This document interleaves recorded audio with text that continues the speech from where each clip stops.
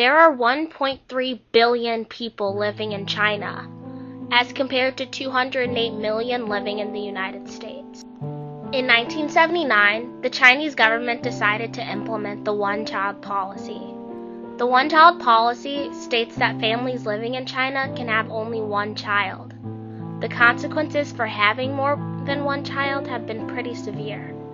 Fines that add up to about 6 times the salary of some families. Rural families' homes being torn down and their property being sold off in order to pay their fine. The government originally started the policy to create a more harmonious future. Without as many babies being born, the population numbers will go down. But what the government did not take into account was the extremist preference for boys there is. Males are seen as the superior sex because they are able to keep land and money they inherit, and can take care of their parents when they grow older. For a woman, all of their land and property traditionally goes to their husband.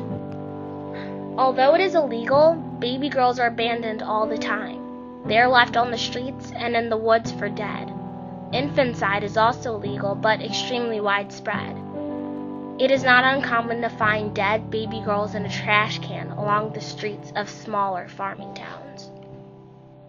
Because sex-selective abortions are now illegal, new underground clinics will allow women to have a packaged abortion and ultrasound on the same day for about $15 American. In the late 90s, ultrasound machines were mass-produced in China and can be bought today for about $2,000. In cities where the access to an ultrasound machine is easy, abortion rates are sometimes twice that of the United States, and the percentage of males is at a staggering 75%. Baby girls are often put in orphanages if they are not aborted. The Chinese orphanages are overflowing with baby girls who are not being adopted out because everyone wants a boy. Because of the overpopulation of these orphanages, children are neglected and care is poor. Children who go into these orphanages perfectly fine are sick and dying just weeks later. Evidence of intended deaths of children flood the files of the orphanage, and nothing is done about it. The unwanted girls are left in rooms with no food or water to die in order to create more space for the others. The workers there are low paid and have no morale to stop these heinous crimes. If parents do decide to keep their daughters, they are often neglected or abused. A woman who grew up in rural China reflected on her parents' treatment of her as compared to their treatment of her brother by saying, "My sister and I knew that all the good food went to him. When he was done, then we could eat." In rural China, women walk in shame when they fail to have baby boys after multiple attempts. It is such a disgrace to have a baby girl that a woman would commit suicide if they fail to have a boy too many times. Parents give their daughters names that translate to expecting a boy and second to a boy, in hopes that these names will help them in their efforts when having a boy in the future. Some 6 million women bear names that translate to call for a brother and please bring a brother. For young boys, this preference may seem to be ideal, but when they grow older, men are faced with the horrifying fact that they might not be able to find a wife. In fact, by the year 2020, some 24 million men will find themselves wifeless.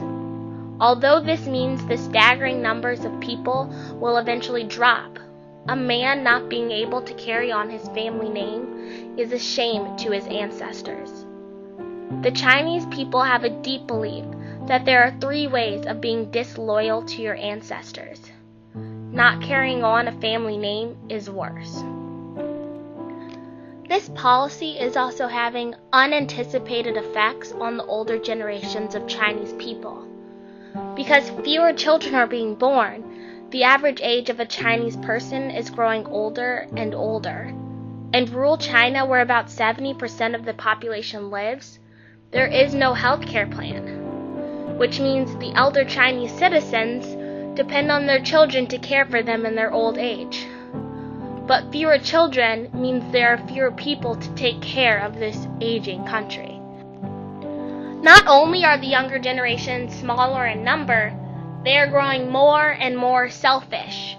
Because they are born into one-child families, they do not learn in their adolescent years the lessons of sharing and caring for others that children born into large families learn.